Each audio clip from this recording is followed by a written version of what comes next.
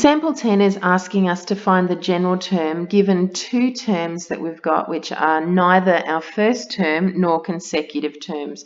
We've got T3 and T5.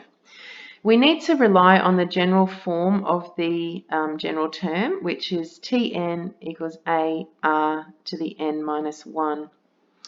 T3 tells us that 100 equals A r to the n minus 1, which is 3 minus 1. So 100 equals A r squared. T5 tells us that 400 equals A r to the 5 minus 1, which is 400 equals A r to the 4. From here, we make each equation equal to A because it is the simplest unknown in the equation. So we divide down by r squared and we get A equals 100 on r squared. Divide down by r to the 4 and we get A equals 400 on r to the 4. Now we can set these two equal to each other. So 100 on r squared equals 400 on r4. We cross multiply to get our r out of the denominator. So it becomes 100 r to the 4 equals 400 r squared. Remember the golden rule of solving for an unknown when you've got them on either side of the equals sign, and that is that you never ever divide by your unknown. So do not divide by r squared. Instead, we have to collect everything onto one side. So we've got 100 r to the 4 minus 400 r squared equals 0. And then we want to factorize the left-hand side. Our highest common factor is going to be 100 r squared outside of r squared minus 4. And that's going to equal 0.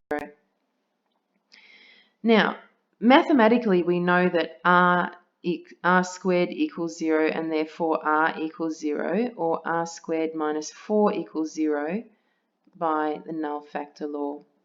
We need to consider, in this case, can r actually equal 0? We've got two non-consecutive terms which are non-zero numbers, so r cannot equal 0. So this is in actual fact a non-useful solution. So we work with r squared equals 4, so r equals plus or minus 2. All right, over here, once we've worked out that r equals plus or minus 2, we sub it back into either of our A equations. A is 100 on plus or minus 2 squared.